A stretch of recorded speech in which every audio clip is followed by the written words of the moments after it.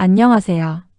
오늘은 최근 많은 개인 투자자들이 특시나 관심을 가지고 문의를 하시는 나스닥배 ETF 투자에 대해 얘기해 보려고 합니다.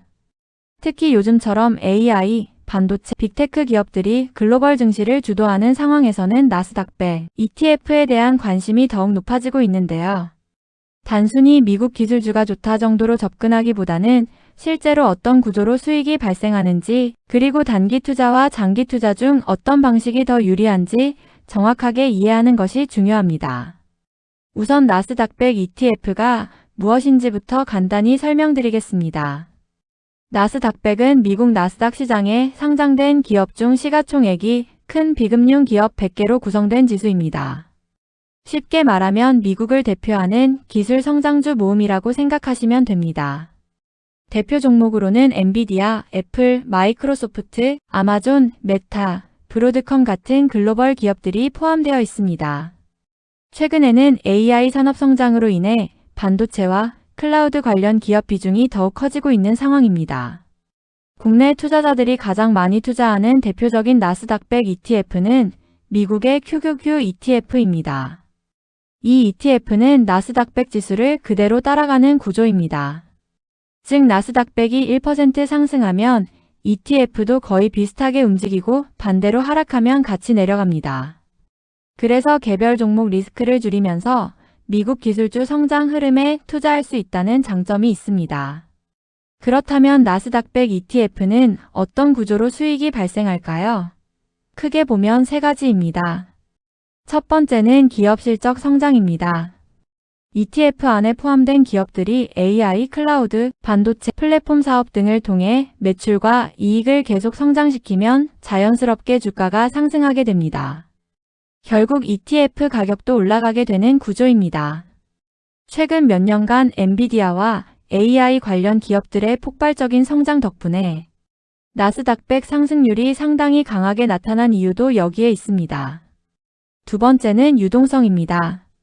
미국 연준의 금리 정책도 매우 중요합니다.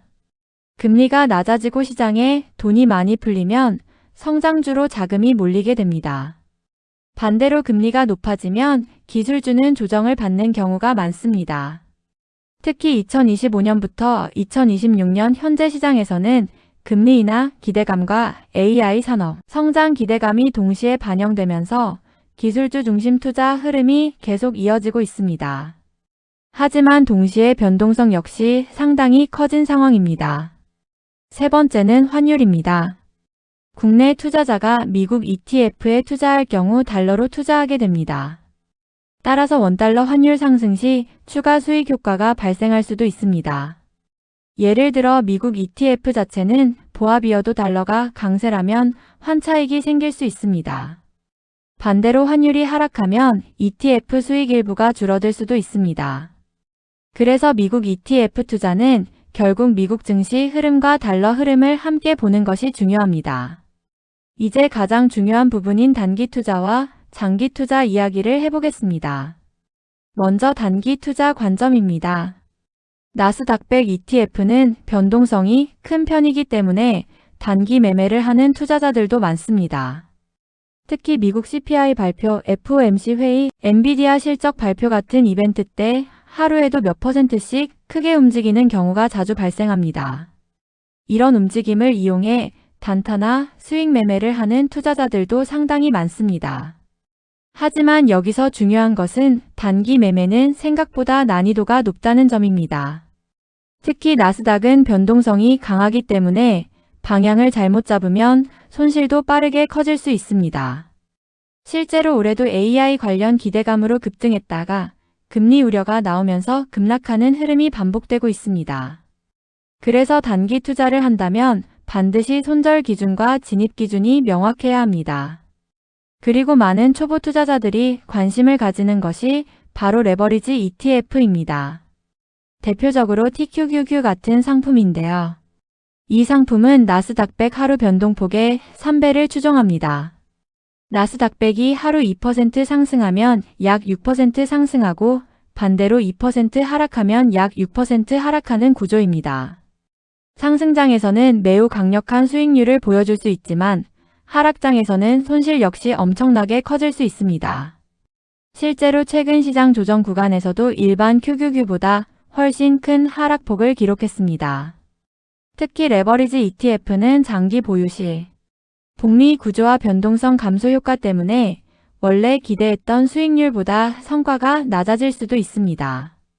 이를 변동성 드래그라고 부르는데 횡보장이나 급등락이 반복되는 시장에서는 수익률이 크게 깎일 수 있습니다. 그래서 전문가들도 TQQQ 같은 상품은 장기 투자보다는 단기 트레이딩용으로 보는 경우가 많습니다. 반대로 일반 QQQ 같은 나스닥배 ETF는 장기 투자 관점에서 상당히 긍정적으로 보는 투자자들이 많습니다. 이유는 결국 미국 기술 기업들이 글로벌 경제를 계속 주도할 가능성이 높기 때문입니다. AI, 데이터 센터, 반도체, 클라우드 산업은 앞으로도 성장 가능성이 크다는 전망이 많습니다. 실제로 장기적으로 보면 나스닥백은 S&P 500보다 더 높은 수익률을 기록했던 시기가 많았습니다. 물론 장기 투자라고 해서 무조건 안전한 것은 아닙니다.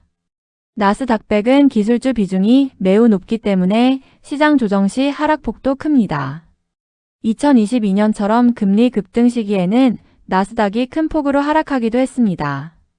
그래서 장기 투자자라면 단기간 수익에 흔들리기보다는 분할 매수 전략과 장기 적립식 투자가 훨씬 중요합니다. 최근 해외 커뮤니티나 투자자들 사이에서도 QQQ는 장기 투자용, TQQQ는 단기 트레이딩용이라는 인식이 강하게 자리 잡고 있습니다. 일부 투자자들은 TQQQ 장기 투자로 큰 수익을 냈다고 이야기하기도 하지만 반대로 큰 폭락장에서 버티지 못하고 손실을 본 사례도 많습니다.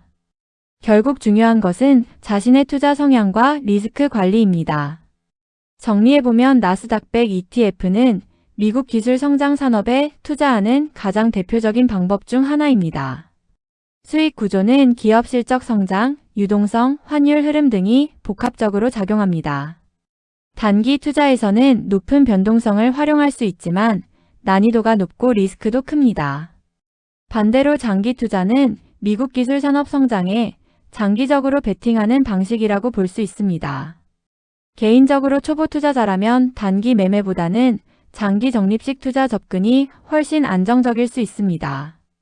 특히 AI 산업 성장과 글로벌 기술 패권 경쟁이 이어지는 현재 시장에서는 나스닥백 ETF가 여전히 중요한 투자 자산으로 주목받고 있습니다. 다만 어떤 투자도 무조건 오르는 것은 아니기 때문에 반드시 분산 투자와 리스크 관리를 함께 고려하시길 바랍니다.